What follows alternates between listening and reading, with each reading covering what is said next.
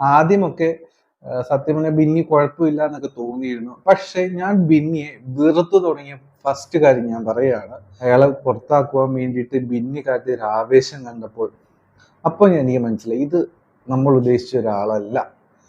Hi friends, ഇപ്പോഴത്തെ നമ്മുടെ എല്ലാവരുടെയും പ്രധാന വേട്ടമൃഗം എന്ന് പറയുന്നത് അനുമോളാണ്.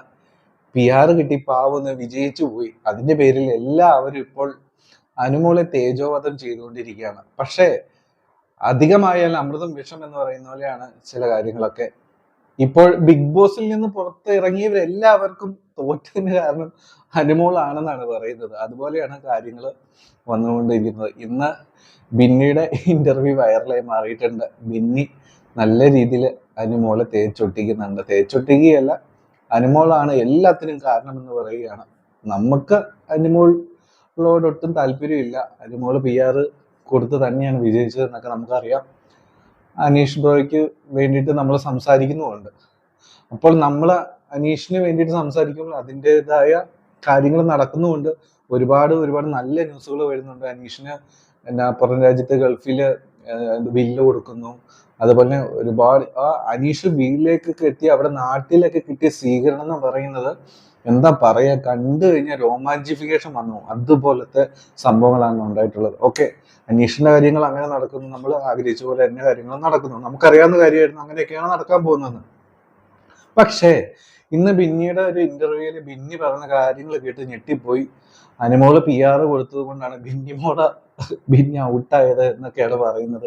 ശരിക്കും പറഞ്ഞ് ഞെട്ടിപ്പോയി കേട്ടിട്ട്. സത്യം പറഞ്ഞാൽ ബിന്നി ഇത്രയും ദിവസം അവിടെ എങ്ങനെ നിന്നു എന്നാണ് ഞാൻ ആലോചിക്കുന്നത്. അതും അനുമോളുമായിട്ട് ഒരു ബന്ധവും ഇല്ല. ആദ്യമൊക്കെ സത്യം പറഞ്ഞാൽ ബിന്നി കുഴപ്പമില്ല എന്നൊക്കെ തോന്നിയിരുന്നു. പക്ഷെ ഞാൻ ബിന്നിയെ വെറുത്തു തുടങ്ങിയ ഫസ്റ്റ് കാര്യം ഞാൻ പറയുകയാണ്, ബിന്നി ആദ്യമൊക്കെ ഒരു ടാസ്ക് കിട്ടിയത് ഓർക്കുന്നുണ്ട്. പോയി കിടന്നു കഴിഞ്ഞിട്ട് ഇങ്ങനെ ഉറങ്ങിപ്പോകാതെ ഇരിക്കണം, ഉറങ്ങിപ്പോയി കഴിഞ്ഞാൽ എടുത്തുകൊണ്ട് ആളെ പുറത്താക്കി കഴിഞ്ഞാൽ അയാളെ ഷോയിൽ നിന്ന് തന്നെ എവിക്റ്റ് ആയി പോകും. അങ്ങനെ ഒരു ടാസ്ക് നിങ്ങൾ ഓർക്കുന്നുണ്ടാവും. അപ്പോൾ ആ ഒരു ടാസ്കിൽ ബിന്നി കാട്ടിയ ഒരു ആവേശം, കൂട്ടത്തിൽ ഉള്ള ഒരാൾ കിടന്നുറങ്ങിയപ്പോൾ അയാളെ പുറത്താക്കുവാൻ വേണ്ടിയിട്ട് ബിന്നി കാട്ടിയ ഒരു ആവേശം കണ്ടപ്പോൾ അപ്പോൾ എനിക്ക് മനസ്സിലായി ഇത് നമ്മൾ ഉദ്ദേശിച്ച ഒരാളല്ല. അപ്പോൾ അന്ന് മുതൽ ഞാൻ ബിന്നിയെ വെറുത്തു തുടങ്ങിയതാണ്. നമ്മുടെ അനീഷ് ചേട്ടനൊക്കെ ആണെങ്കിൽ ഒരിക്കലും അങ്ങനെ ചെയ്യാൻ പോകുന്നില്ല, 100% ഉറപ്പാണ്. കാരണം ബിഗ് ബോസ് ഗെയിമിന്റെ ഭാഗമായിട്ട് ഇതൊക്കെ കൊടുത്തിരിക്കാം. പക്ഷെ നമ്മുടെ ഉള്ളിൽ ഒരു എത്തിക്സ് എന്നൊരു സംഭവമുണ്ട്.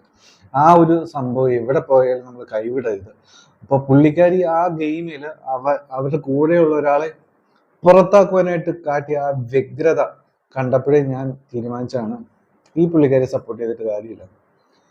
പിന്നെ ക്യാപ്റ്റൻസി കിട്ടിയപ്പോൾ പുള്ളിക്കാരി കാട്ടിക്കൂട്ടിയ സംഭവങ്ങളൊക്കെ കണ്ടു കഴിഞ്ഞപ്പോൾ എന്ത് യോഗ്യതയാണ് ഈ പുള്ളിക്കാരിക്കുള്ളത് എന്ന് ആദ്യം ഒന്ന് പതുങ്ങിയിരുന്നു. അത് കഴിഞ്ഞിട്ട് പുള്ളിക്കാരിയുടെ സ്വഭാവം പുറത്തേക്ക് വന്നു തുടങ്ങി. അപ്പോഴേ ഞാൻ പുള്ളിക്കാരിയെ സപ്പോർട്ട് ചെയ്യുന്ന പരിപാടിയൊക്കെ നിർത്തി. എങ്ങനെയും പുറത്ത് പുള്ളിക്കാരി പോട്ടെ എന്നൊക്കെ ആഗ്രഹിച്ചു. കുറെ അധികം ദിവസം എന്നാലും നിന്നു. ഏറ്റവും അവസാനം നടന്ന എവിക്ഷൻ, തൊട്ടുമുള്ള എവിക്ഷന് പുള്ളിക്കാരി ഇങ്ങനെ ടെൻഷൻ അടിച്ച് ഇങ്ങനെ ഇരിക്കുകയായിരുന്നു. അപ്പോൾ അന്ന് പുറത്ത് പോകുന്നൊക്കെ പുള്ളിക്കാരി വിചാരിച്ചു, പക്ഷെ പുറത്ത് പോയില്ല. പുറത്ത് പോകാതെ വന്നപ്പോൾ പുള്ളിക്കാരിക്ക് ഒരു കോൺഫിഡൻസ് ആയി, എനിക്ക് ഭയങ്കര സപ്പോർട്ടാണ് പുറത്തുനിന്നൊക്കെ.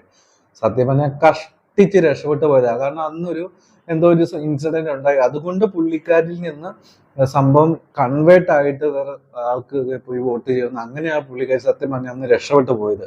അല്ലാതെ എല്ലാ കാര്യത്തിനും അനുമോളെ പി ആറിന് കുറ്റം പറഞ്ഞ ശരിയല്ല. അത് ഓക്കെ, അനീഷ് ചേട്ടന്റെ കാര്യത്തിൽ ഓക്കെ, പക്ഷെ എല്ലാ കാര്യത്തിനും കുറ്റം പറയുന്നത് ശരിയല്ല. അപ്പോ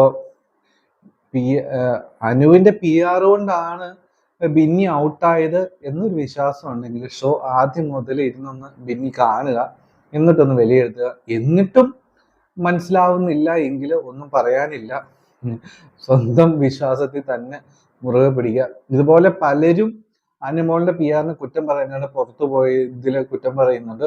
പക്ഷെ കുറെ കാര്യങ്ങളൊക്കെ ശരിയാണ്.